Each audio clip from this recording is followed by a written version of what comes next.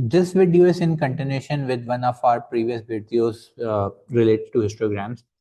And in the last video about histograms, the concept was about when we were given with the statistical data, the frequency distribution of the grouped classes, and we were required to draw the histogram.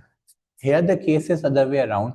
Now we would be having the drawn histogram given to us, and we would be required to find frequency. So drawn histograms will be given to us, unlike the previous video where the histogram was supposed to be drawn. Here we will be given with the drawn histogram, and here we are supposed to find the respective frequencies.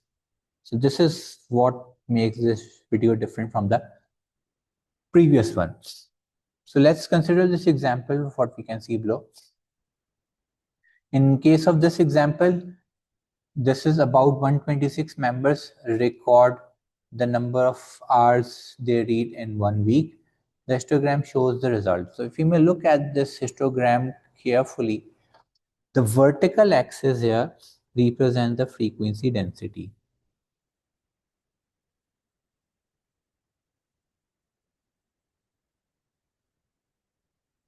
Vertical axis represents frequency density, and the horizontal axis represents the time in hours.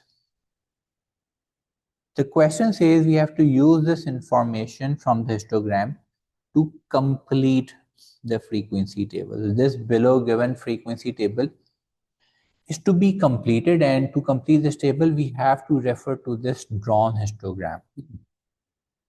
Okay, so since it's a frequency density given to us, so we have to use the formula of frequency density. The frequency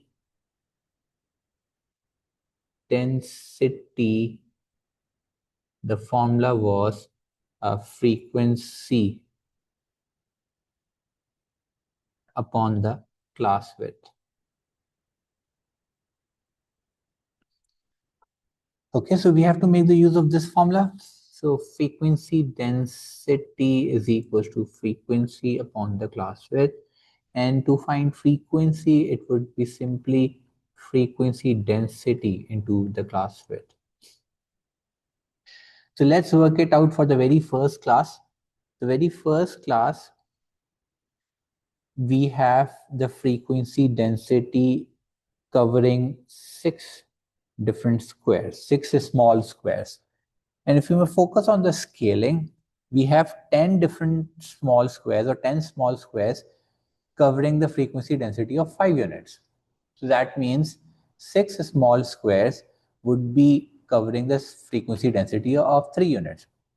So to calculate the frequency here, the frequency density to be used would be 3. Please keep an eye on the scale used. So it's not 6, it's a 3. Class width is 5 minus 0.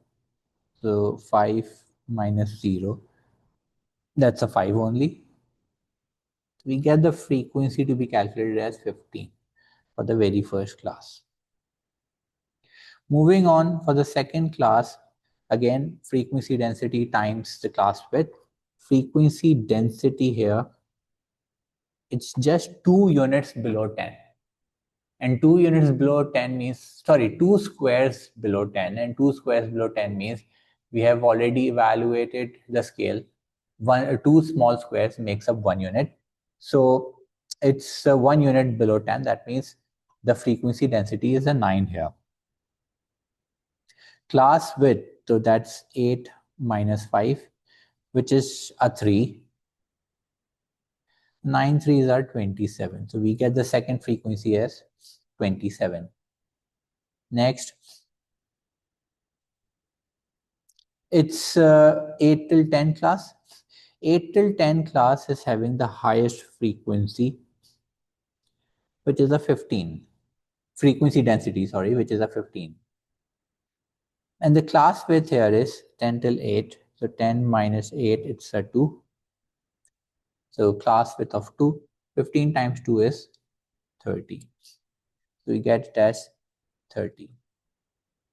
So this is how we calculate the frequencies from the given histograms or from the given frequency density.